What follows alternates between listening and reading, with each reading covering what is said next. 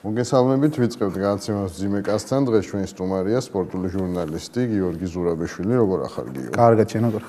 კარგად, მადლობა. წინა სტუმრის კითხვას დაგისვამ დათო ოქიტაშვილის რა ეშველება? მუსიკის მამა. მუსიკის მამის რა ეშველება ლარსო.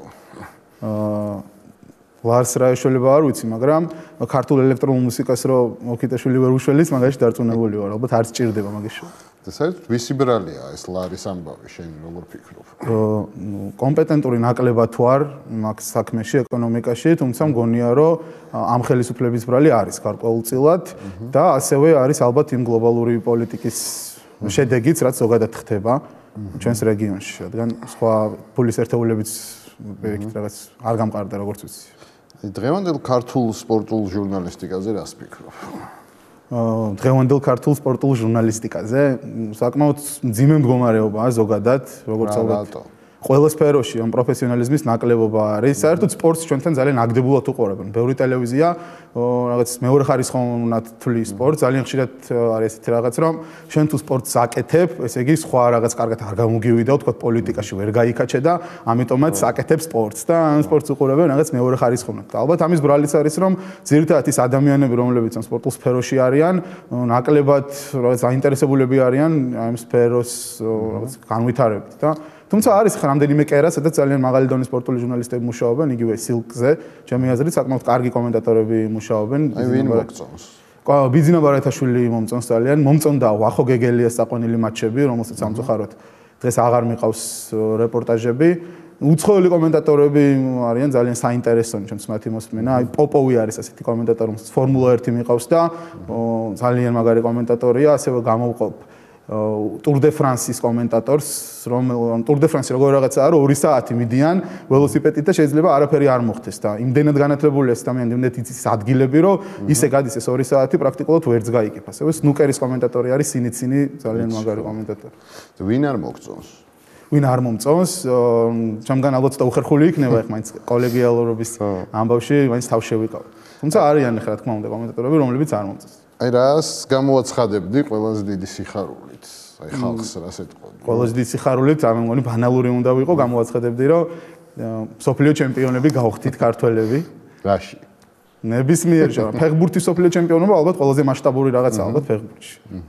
რატო ვეღარ თამაშობთ ფეხბურთს? რა მოხდა? მე იმიტომ მგონია რომ ვეღარ თამაშობთ, რადგან რასაც თამაშობდით ეს იყო რაღაც ინერცია იმ საბჭოთა სკოლის, რაც საკმაოდ ძლიერი იყო საქართველოში, რაც დამოუკიდებელი ქვეყანა არის საქართველო, იმის მერე ძალიან ბევრი შეცდომა იყო ჩვენს ფეხბურთში და არა მხოლოდ ფეხბურთს სახელმწიფოშიც და არც ერთხელ არ მოხდარა ამ შეცდომების ანალიზი და რაღაც გრძელვადიანი გეგმის დასახვა, გრძელვადიანი პერსპექტივის დასახვა, ყველა გადაწყვეტილება იყო ინფანტილური, რაღაც მოკლევადიან პერსპექტივაზე გათვლილი, შესაბამისად საბოლოოდ მივიღეთ ის მდგომარეობა, რომ უკვე ადრე თუ აბრალებდით, რომ ვთქვათ, ქურდები აყენებენ სასტავს და კაი სასტავი ყავს, მაგრამ რაღაც ვერ ვაკეთებთ ვერაფერს, დღეს უკვე იმ დონემდე მივედით, რომ ფეხბურთელებიც აღარ ყავს რეალურად და უკვე ძალიან სიმო მდგომარეობა. ვინმე გონია რომ ამას შეძლებს, რომ აი გეგმა გააკეთოს და მე მიყვეს ვინმე ფაქტია, რომ თუ ჩვენ გვინდა ფეხბურთის ეხა ერთმა ადამიანმა ეს ჩემს არ უნდა გააკეთოს, ეს არის ალბათ რაღაც სტრატეგიულად უნდა დაჯდეს ბევრი მცოდნე ადამიანი ფედერაციაში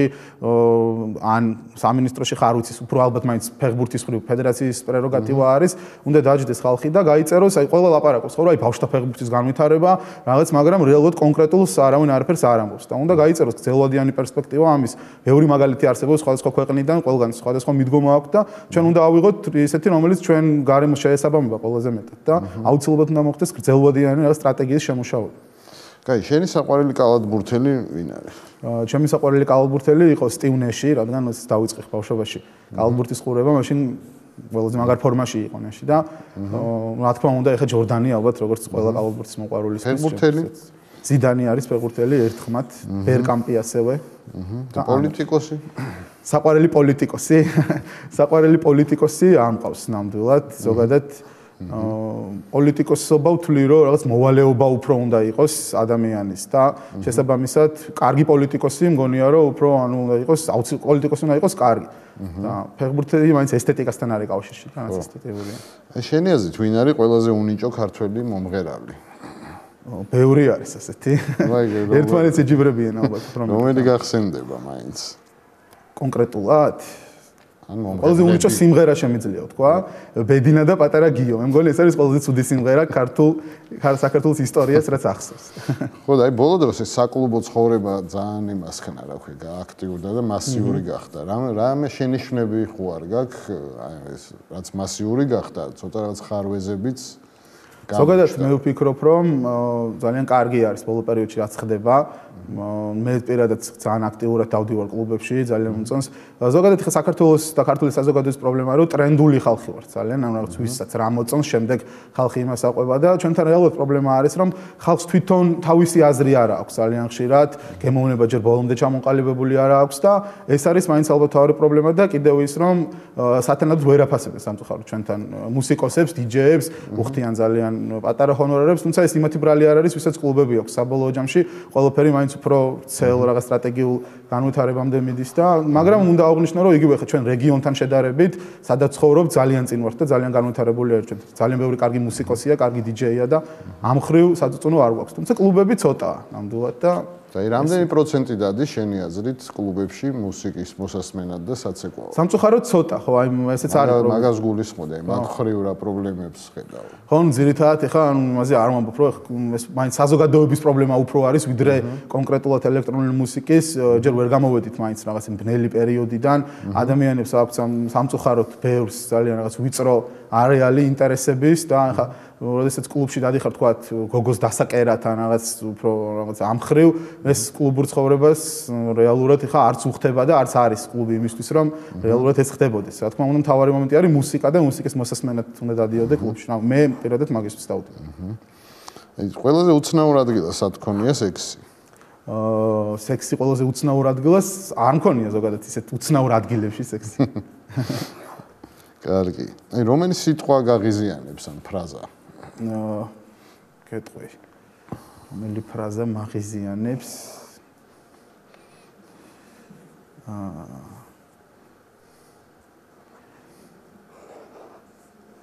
მე მოვიფიქრებ და ცოტა მე რეგეთ. კარგი.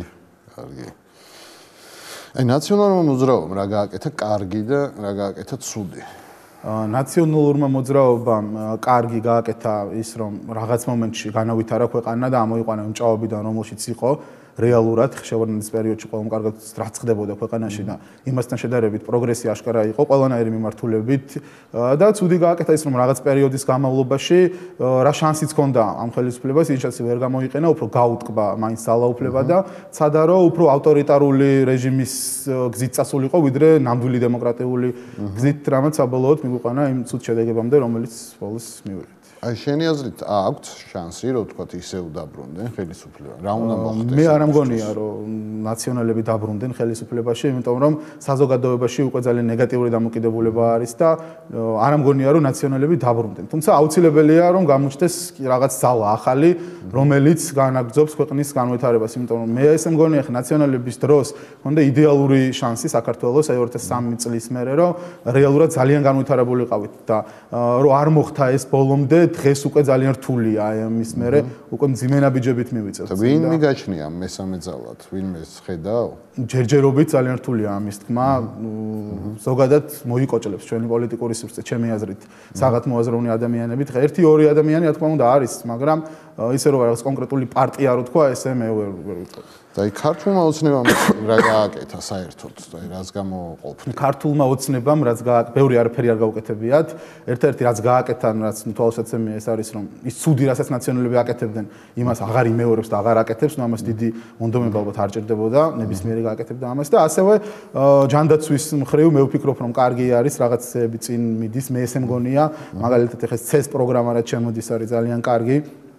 და ანუ ძალიან ხელმისაწვდომი იქნება ყველა ადამიანისთვის ჩვენთან C-ჰეპატიტის კურნალობა და ისეთ ძალიან ბევრ ჭირს ეს ვირუსი და ამ ხრივ კარგია ასევე დაზღვევებიც კარგად არის ჩემი რამდენიმე ახლობელს დაჭირდა გადაუდებელი ოპერაცია და რეალურად აანაზღაურა სახელმწიფომ და ცუდი რა გააკეთა აი რა მოხდა თვალში ცუდი გააკეთა ის რომ არაფერი არ გააკეთა დიდწილად საერთოდ და გადაწყვეტილებებს ვერ იღებ, ანუ რეალურად რატო ვერ აკეთებენ, არ უნდათ თუ არა აქვთ? ალბათ იმიტომ რომ არაკვალიფიციური ადამიანები არიან იქ სადაც გადაწყვეტილებები უნდა იყოს მიღებული და პროფესიონალიზმის უდიდესი ნაკლებობა არის დღეს მე ასე როგორც ხედავ ყოველ შემთხვევაში და ანუ ეხლა რასაც პარლამენტში არიან ეს ადამიანები რომლებიც თქვათ არაფერ შუაში არ არიან პოლიტიკასთან ხა ზოგი მოჭიდავეა ზოგი ვიღაც არის და ყველა რეალურად უყურებს რომ ბიზნესს რაღაც არ გაუტეხოს საბოლოო ჯამში ხა ეგრე საქმე არ გაკეთდება რა თქმა უნდა საჭირო არის საგათმოაზროვნე თამამი ადამიანები რომლებიც თავიანთ აზრს დააფიქსირებენ და რომლებიც მართლა რაღაც საკეთება შეეცდებიან და არა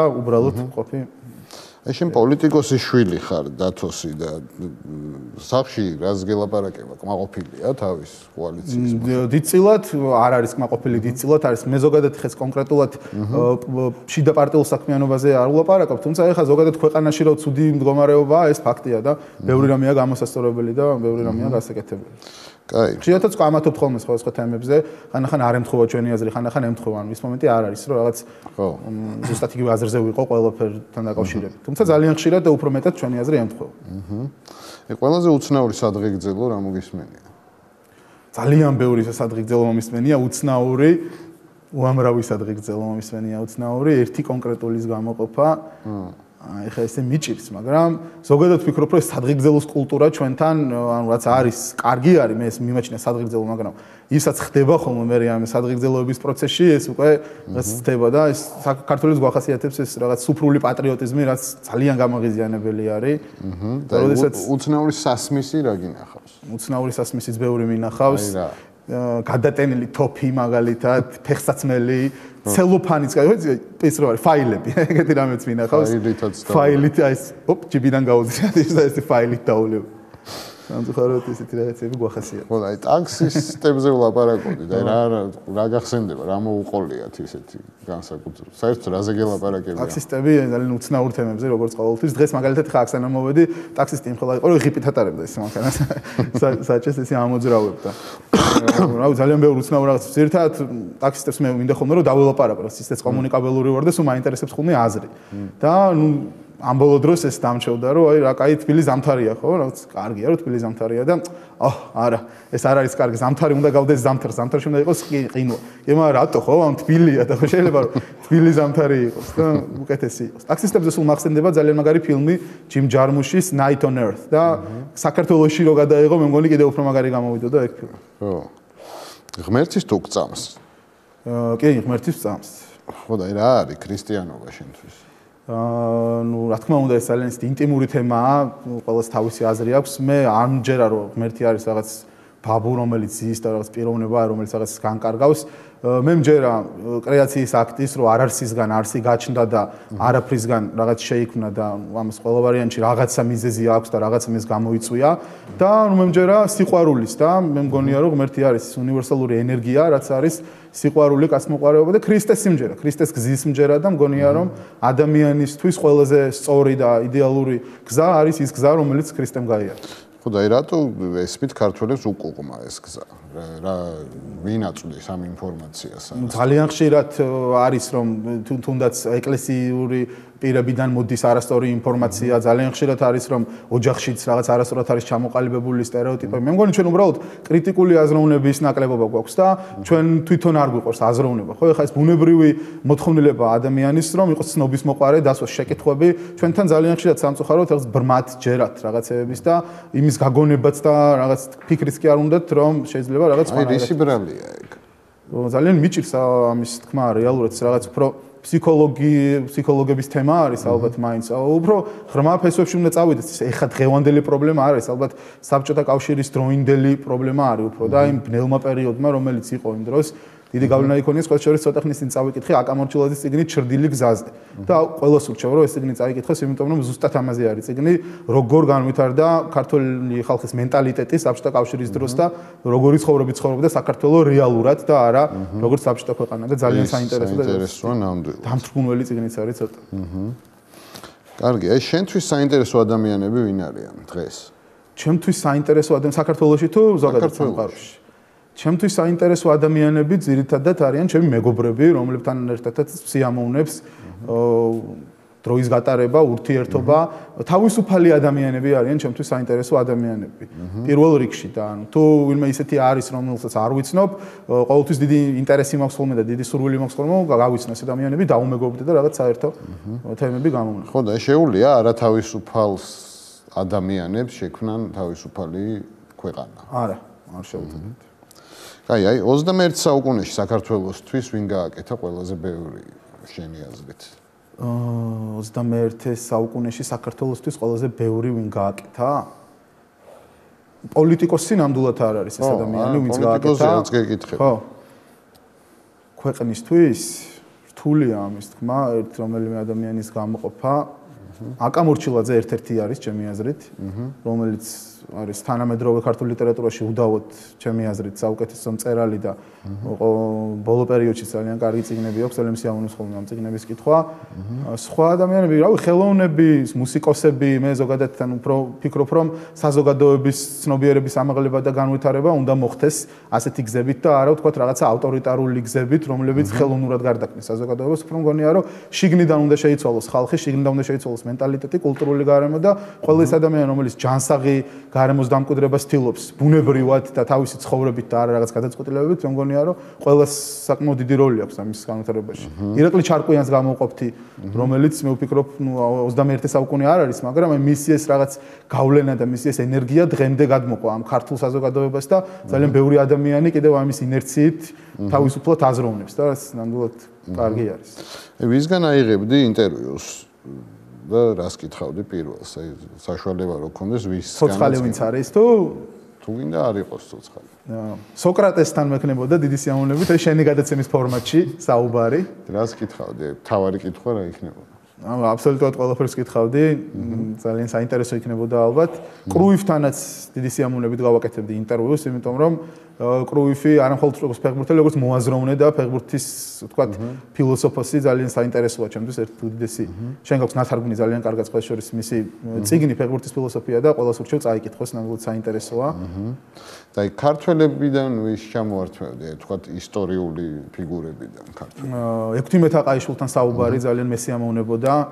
ილია ჭავჭავაძესთან, რა თქმა უნდა, რომელიც იყო ერთ-ერთი ყველაზე პროგრესულად მოაზროვნე ადამიანი და დღეს ძალიან ბევრი არასწორი სტერეოტიპი არის ამ ადამიანზე და ძალიან ბევრ ბნელ, ასე ვთქვათ, ბრჭყალებში ადამიანს მაგალითად ყავს ილია ჭავჭავაძე, არა და აბსოლუტურად რადიკალურად განსხვავებული იყო თვითონ ილია და ზუსტად ასეთი ადამიანებისთვის ქონდა ის ყველაფერი და ამ ადამიანებს ებრძოდა. და რა თქმა უნდა, ყველა დროის ალბათ საუკეთესო ქართველი მწერალი ვაჟა-ფშაველა, რომელიც იყო უდიდესი მოაზროვნე, ალბათ უდიდესი ადამიანი და დღესაც ძალიან შორს ვართ ჩვენ. იქამდე ბევრი გვიკლია, სადაც ვაჟა მაგდრი მაშინ იყო, ჯერ კიდევ როდის. კარგი, აი იდეალური არსებობს რამე შენი აზრით? იდეალური? როგორც პლატონი ამბობს, მარტო იდეათა სამყაროში არსებობს. აქ ყველაფერი არის ანარეკლი იმ იდეალურობის, თუმცა უნდა ვისწრაფოდეთ ამისკენ, რომ კარგი, აი ნარკოტიკების და პროსტიტუციის დეკრიმინალიზაციას თუ ემხრობი? ნარკოტიკების დეკრიმინალიზაციას ვემხრობი აუცილებლად და მარტო კი არ ვემხრობი, ვფიქრობ, რომ ეს არის ძალიან მნიშვნელოვანი და ძალიან საჭირო რეალურად გასაგები, ანუ თან გააჩნია რა ნარკოტიკს, ხო, ეს ამაზეც არის ხა საუბარი, მარიხუანაზე საერთოდ არც ვლაპარაკობ, იმიტომ რომ ზოგადად გონია, რომ თანამედროვე საზოგადოებაში პლანის გამო ადამიანის დაჭერა და ციხეში ჩასმა ეს არის დანაშაული, არა მხოლოდ რაღაც სამარცხვინო ფაქტია, რომ შეიძლება მოსაწევის მოხმარების გამო ციხეში წახვიდე, ხო? ანუ ეს აბსოლუტურად რაღაც არც მეცინება ამაზე, იმდენ დამთქმული არის ჩემთვის ეს. გასაგები არის, რომ ქვეყანაში სერიოზული პრობლემა იყო ნარკომანიის და გადაყვა რეალურად ამას მთელი თაობა. საჭირო იყო აუცილებლად ის კაცრი ზომები, რომლებიც გატარდა, თუმცა მე ეხლა ვფიქრობ, რომ დადგა დრო, რომ ნელ-ნელა მოხდეს ნარკოტიკების დეკრიმინალიზაცია, განსაკუთრებით მარიხუანის და განსაკუთრებით კლუბური ნარკოტიკების, რომლებიც რეალურად ხე კლუბურ სამყაროს აუცილებლად თან ახლავს ყველა ქვეყანაში და თან მომენტი იცი რა არის, რომ არის ძალიან ბევრი სინთეტიური ნარკოტიკი, რომელიც ისედაც არის. ანუ რეალურად შენ როგორც უნდა აკრძალო ნარკოტიკი, მაინც ადამიანი გამონახავს რაღაც გზას, რომ მიიღოს ეს ნარკოტიკული თრობა, განსაკუთრებით ეს ეხება ზუსტად კლუბურ ნარკოტიკებს და ამ შემთხვევაში ეფექტი რეალურად არის იგივე და მავნებლობა არის გაათასმაგებული ამ სინთეტიკური ნარკოტიკებისგან. შესაბამისად, უბრალოდ აზრიც არა აქვს ამის რაღაცა კაცრად კონტროლს ოპიატებზე და სააფთიაქო ნარკომანიაზე აუცილებლად უნდა იყოს კაცრი კონტროლი, ჩემი აზრით, მაგრამ ეს არ უნდა იყოს სისხლის სამართლის დანაშაული. ამ ნარკომანებს უნდა მიუდგნენ როგორც ადამიანებს, რომლებსაც ჭირდებათ დახმარება და ეს უკვე მე მგონი ყველა განვითარებულ საზოგადოებაში ასეა და ამერიკის შეერთებულ შტატებში უკვე ნელ-ნელა იქითკენაც მიდიან ზოგადად ნარკომანიის წინააღმდეგ რაღაც კრიმინალის წინააღმდეგ ბრძოლას აზრი არ აქვს და ეს პირიქით უფრო კრიმინალს ასაზრდოებს, ასე ვთქვათ, რომ მოცილდება ეს სფერო კრიმინალს და ქუჩას, საერთოდ აღარ იქნება კრიმინალთან არანაირი კავშირი. პროსტიტუცია რეალურად ხა ამაზე არც მიფიქრია ბევრი, მაგრამ ისედაც არის, ხო, ეხლა რავი. ხო და აი ვთქვათ ლიცენზირებული რო იყოს, არ არის უკეთესი როგორ ფიქრობ. ხა იდეის დონეზე ამაზე არ მოწმება რო ხდებოდეს. კი, რა თქმა უნდა, რადგან ამ დაავადებების და რაღაც გადამდები სხვადასხვა ავადმყოფობის პროცენტული მაჩვენებელი დაიკლებს. ხო, ისედაც არის ყველა მის, მაშინ თუ აკრძალულია კანონით, მაშინ ხო მე რახან ვიცი და შენ ახან იცი, ყველა მიცის, ხო და მაშინ რატომ მეძლევათ, ხო? ანუ ეს ორმაგი რაღაცა უაზრო მიდგომა ცოტა უცნაურია. მაშინ ჯობია. მე რას დაარქმევდი პირველ coffee shops და პირველ ბორდელს, ქართულს. რას დავარქმევდი? არ ვიცი, ხა ესე უცებ როგორ მოვიფიქრე. coffee shops უფრო საინტერესო ახალს მოვიფიქრებდი, აი ბორდელი არ ვიცი რა უნდა დავარქმევ. კაი, ისევ იმას დაუბრუნდეთ, აი სიტყვა და ფრაზა რომელი გაღიზიანებს თქო. მოიფიქრე რამე? მიფიქრია, თუმცა ეხლა გეტყვი. სიტყვა და ფრაზა რაც მაღიზიანებს, ყველაზე მეტად არის აი პირველად საქართველოში. აი ეს ძალიან და აი საქართველები ვართ, აი რაც ვართ, ეს დამოკიდებულება ზოგადად ძალიან მაღიზიანებს. აი დღეს რა აკლია თბილის შენი აზრით? თბილის აკლია პირველ რიგში რაც ზოგადად ახასიათებდა თბილის ყოველთვის ისტორიულად ეს არის კეთილგანწყობა ადამიანებისგან და აკლია მობიერება, ურთიერთპატივისცემა აკლია. თუ ყოველთვის თბილისი ითვლებოდა ადგილად, სადაც სხვადასხვა ეროვნების, სხვადასხვა რელიგიის ადამიანები ყველაზე თავისუფლად გრძნობდნენ თავს, დღეს ძალიან ადვილად განშის ხალხი ერთმანეთს და ყველა რაღაც ერთმანეთთან არის დაპირისპირებული და ყველაზე მეტად აკლია თავისუფლება, ხო, როგორც მანამდე ვთქვი, თავისუფალი ადამიანები აკლია თბილისს და ჩემი ტკივილი რაც არის სამწუხაროდ ეს ვლაპარაკობდით, აკლია ესთეტიკა, იმიტომ რომ აი ეს სამწუხაროდ უკვე ქალაქში რო გამოვდივარ, ქუჩაში რო გამოვდივარ, ძალიან მძიმე სურათი არის ეს შენობები, საშინელი არქიტექტურა და უბრალოდ ძალიან სამარცხვინოა, რომ არც წინამთავრობის დროს, არც ამ თავრობის დროს რეალურად არ ხერხდება ამის რეგულირება, რომ ვერაზე, სოლოლაკში და ესეთ ადგილას ეს რაღაც სასწაული ესთეტიკის შენობები არ აშენდეს. და თბილისს რა თქმა უნდა აკლია გამწვანება, თავარია ეს და ნუ ამას უკვე ყველა ხდება და რეალურად სუნთქვა წარმოუდგენელია უკვე ქალაქში. ამიტომ გამწვანებას მილიონი ხე, რა მილიონი ხე, ერთი ხე სად არის მან? რომელი მილიონი? თქვი რა, თქვათ 100 ხე, 1000 ხე, სად არის? აბა მილიონი ხე. დაურგოთ, ერთად დაურგოთ ხე. დაურგოთ. ყველა სექსუალური ქართველი ვინ არის შენთვის? სექსუალური ქართველი? ვინ მოგწონს? ლიკა ქავჟარაძე მომწონს ძალიან ახალგაზრდობაში. და აი მეგობრის დასთან ურთიერთობა თუ არის შენთვის მისაღები? თუ შეგიყვარდა ეხა მეგობრის და რატომ რა თქმა უნდა არის მისაღები ურთიერთობა. და საერთოდ რა არის შენთვის მიუღებელი? რისი გაკეთება? ბევრი რამე ალბათ ზურგს უკან ლაპარაკი არის ძალიან მიუღებელი ჩემთვის, რაც ჩვევია სამწუხაროდ ჩვენ. პრაქტიკულად გამჯდარი გვაქვს ეს სამწუხაროდ. მიუღებელია ალბათ, რა ვიცი, ფანალური უნდა ვიყო ძალიან, ღალატი, ტყუილი, უსამართლობა, ჩაგვრა. კარგი. აი წარმოიდგინე რომ ერთი წუთი გაქვს ან რამდენიმე წამი და ხალხს რას ეტყოდი? რა მეუთხარი? ისედაც ბევრი დრო მაქვს მაგისტრის ყოველ დღე, მაგრამ რა ხალხს რას ეტყოდი? მთავარი მესიჯი გაუშვი, რა გინდა რომ იყოს? მთავარი მესიჯი? თავარი მესიჯი კიდევ ვიტყვი ამას რომ და გახსნილად შევხედოთ სამყაროს იყოთ ფილოსოფი მე მამარდაშვილს აფსნათ ხომ რომ ყველა ადამიანი უნდა იყოს ფილოსოფოსი ანუ ადამიანის დანიშნულება არის რომ დაფიქრდეს რაღაცაზე იაზროვნოს იყოს საინტერესო სამყაროს მიმართ და რეალურად აქედან მე წამოვა ის ინტერესები წამოვა ამ ადამიანებში მრავალფეროვნება თავარია რომ ვიფიქროთ უიაზროვნოთ და გვიყვარდეს ალბათ ხო ეს სიყვარული თავარი რამ არის სამყაროში და შემდეგ აი ღიმილიც წამოვა და ყველაფერი ის წამოვა რაც გვაკლია კაი აი ამადგან ვინ რომელი კალათბურთელია როგორ ფიქრობ ვინ რომელი კალათბურთელი ხო აი ხუთეული დააყენე კარგი დავაყენე ხუთეულს ზვიად გამსახურდია შეიძლება იყოს მოთამაშე რომელსაც ერთი წელი ითამაშე და მე მეტი ვეღარ გახაჩა. აი, კონკრეტულად. სტივ ფრენსისი მაგალითად. ედუარდ შევარდნაძე იმდენად რთული ფიგურა არის, რომ ესეთი რთული და კომპლექსური კალათბურთელი არ ვიცი, ვინ მახსენდება. იყოს ედუარდ შევარდნაძე, თან სხვადასხვა დროში ნათამაშები რო იყოს. მაგალითად ქარიმ აბდულ-ჯაბარი, დიდი ხანი რომ ითამაშს, ყველაზე მეტი ქულა ვისაც აქვს. მიხეილ სააკაშვილი, ვინ შეიძლება რა იყოს, რომელმაც რაღაც მომენტში შეცვალა კალათბურთი, რაღაც განავითარა რაღაც ხრივ, მაგრამ შემდეგ თავადვე დაანგრია ის თავისი განვითარებული. მაგალითად, აივერსონი. შეიძლება იყოს აივერსონი. და ნუ მარგველა ჯერჯერობით არის, ხო იცი, პირველი წელი, მეორე წელი რო არის და რო არიც, კაი კალათბურთელი იქნება თუ არაფერი რო არ არის. მაგრამ ნენელა რომ უცებრო შეიძლება რომ რაღაც იყოს, მაგრამ შეიძლება არც იყოს. ბატონი ბიძინა? ვიგინსი. ბატონი ბიძინა არის პატრაელი, ევტანაზიის. დონი. ფილ ჯექსონი, რომელიც ამ მწვრთნელიც არ არის ეხა.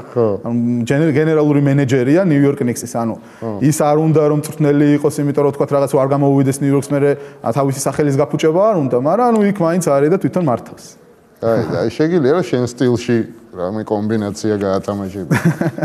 კომბინაცია? ტოპათისეულს ტოპათისეული კომბინაცია ქართველი პოლიტიკოსების შესრულებით. დიადი ზვიადი გაიჭრა შეტევაში, თუმცა არ გამოუვიდა. დაჯექი შამათი მოვიდა მამათი, წაიღო ბურთი, მაგრამ ჩახლართა რაღაც კომბინაციები, თუმცა ვეღარ გადაწყვიტა როგორ გაეგრძელებინა შეტევა, გაგრძელება ვეღარ იპოვა. აიღო ბურთი სააკამ, რომელიც გააკრა ფარზე ბიძინამ და მიიძინა. ბურთი მიცა მარგველას, რომელსაც თავში მოხვდა და გადავარდა იქ და ეზოში ბურთი და მორჩი თამაში. ველოდებით ეხა როდის გადმოგვიგდებენ ბურთს იქ და ეზოდა. კარგი, შემდეგ სტუმარს დაუტოვე რამე შეკითხვა.